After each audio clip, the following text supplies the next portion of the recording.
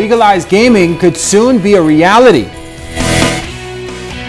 Tonight, investigations into those recent Bahamas layoffs have been nothing but a runaround exercise for government officials seeking answers. Tonight we explore drug trafficking in the Bahamas. Stay tuned, we'll bring you all the details. Now in HD.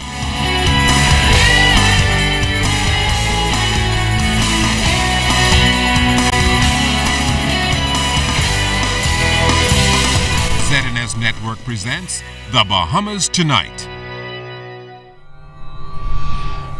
This portion of the news brought to you by BTC Every Day. The new gaming bill takes effect this coming Monday. Good evening, everyone. I'm Keisha Adderley. And I'm Chris Saunders. Thank you so much for joining us. That now sets the stage for so many things to go into action.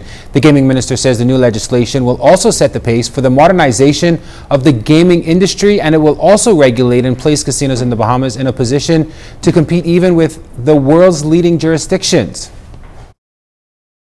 According to the minister responsible for gaming, the Honorable Obi Wilshcombe, companies seeking to operate as gaming establishments in the Bahamas must meet certain stipulations and deadlines. One of the first demands is that all web shop owners who intend to continue the operation of their existing businesses after the legislation has come into effect, but before gaming house operator and gaming house premises licenses are granted, must make payment of arrears in taxes in respect of their operations for the period commencing July 1st, 2014.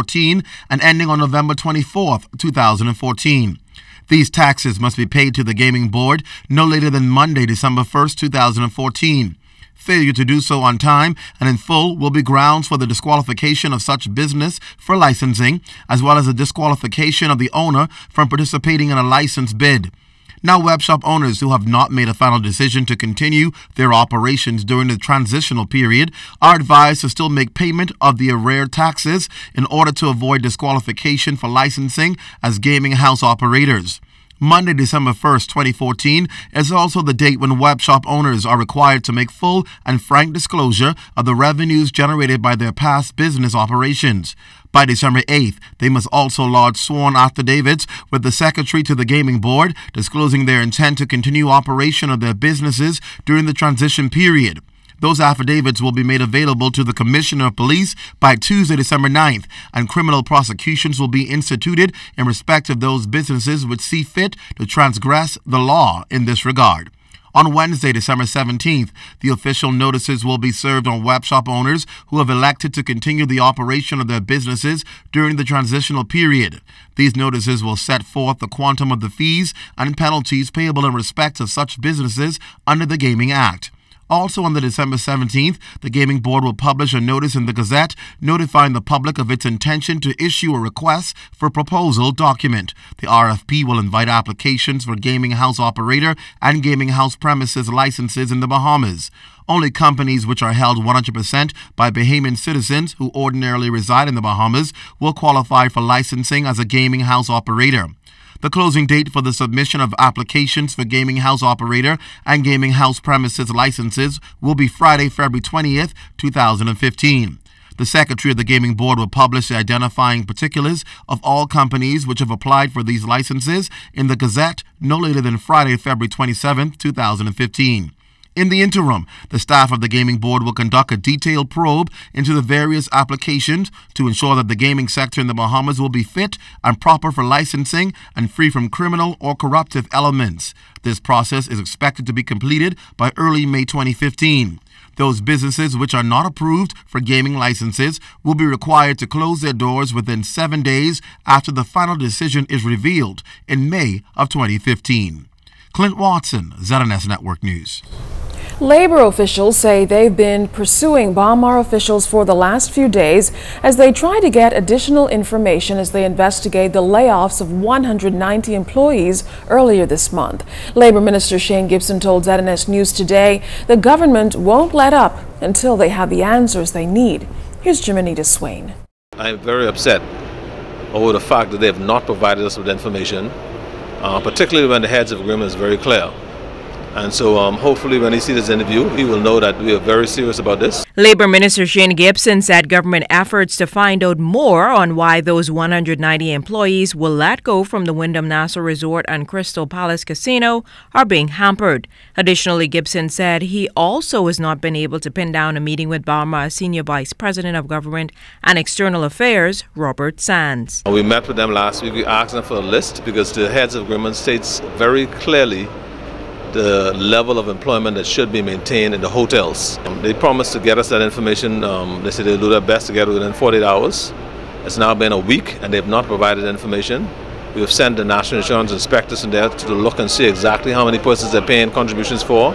I spoke with Sandy Sands again on Friday past. He has not sent information to me yet. I don't know, we are trying to determine now whether it's a calculated way of them being disrespectful to the government. In fact, Gibson said the inspectors returned to the property today but did not have great success with getting answers. The inspectors advised us that they were not being very cooperative in assisting them in getting the information. But if we have to send on there every single day until we get the information, we will. Minister Gibson said the heads of agreement clearly outlines the process of notification that should take place when large numbers of staff are to be laid off. Gibson said that did not happen, saying in fact government found out the same day as the employees. Our position is that the levels of employment is not being maintained. If they're able to provide us with information to the contrary, then they should provide it. But they shouldn't continue to run from us and not provide us with that information. Mr. Gibson maintains he's prepared to sit and meet with officials to discuss the issue and move forward. However, he makes it clear that the inspectors will continue to visit the property until government has the answers it seeks. Jimenita Swain, ZNS Network News. The government is standing firm in its recent immigration policy that came into effect on November 1st this year.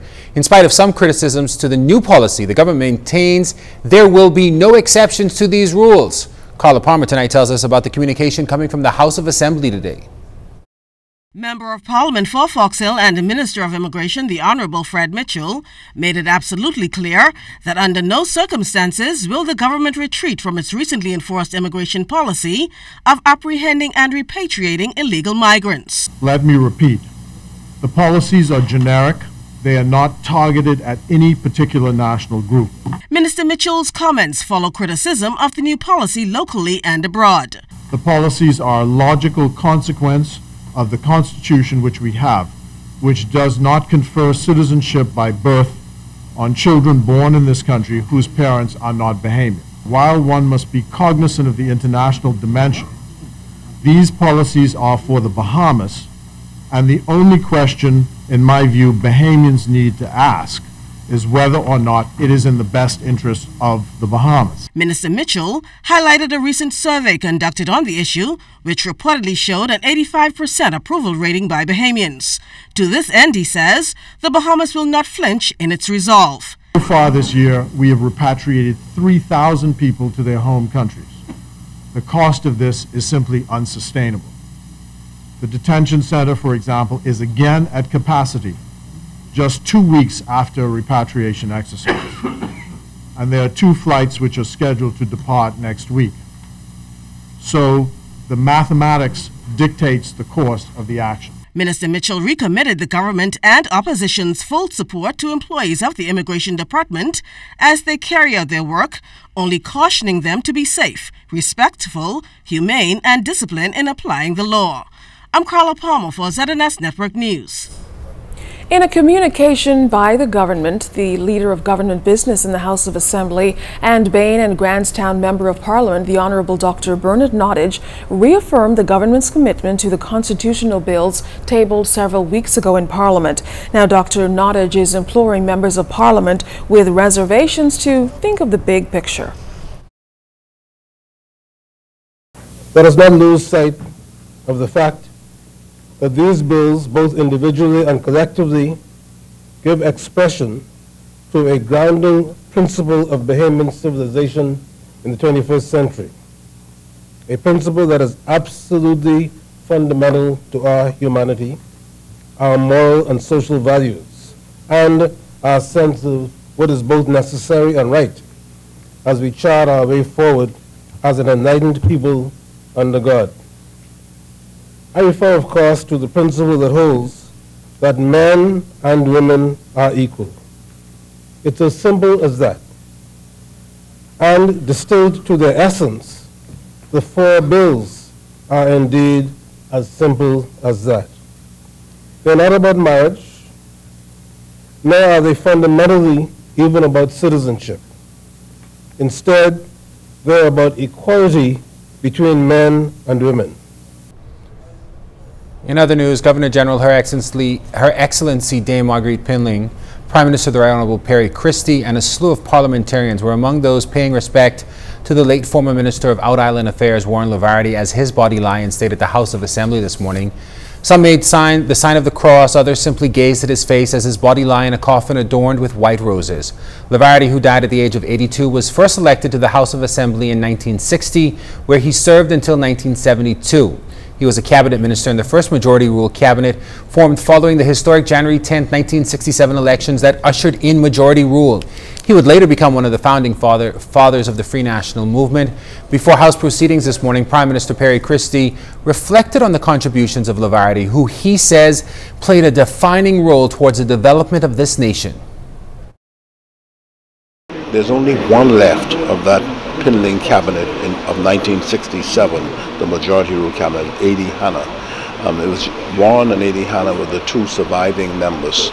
And so with his death, I'm hoping that the nation will have an opportunity to hear about him and to see the defining role he played, particularly in being able to give the people of Grand Bahama a sense of involvement in the affairs of the nation, and being able to, through where his own origins, to be able to bring the need for there to be equity in the distribution of revenue around the islands. And so when we think now of where we are on my own policy of focusing on creating economies in each of the islands of the Bahamas, Warren Lavarty was the first. Lavarty is survived by his wife Vera, and together they have 5 children. A state funeral will be held for the former cabinet minister and parliamentarian tomorrow morning, 11 o'clock at Christ Church Cathedral on George Street. This portion of the news is brought to you by Shell Ultra Low Sulfur Diesel.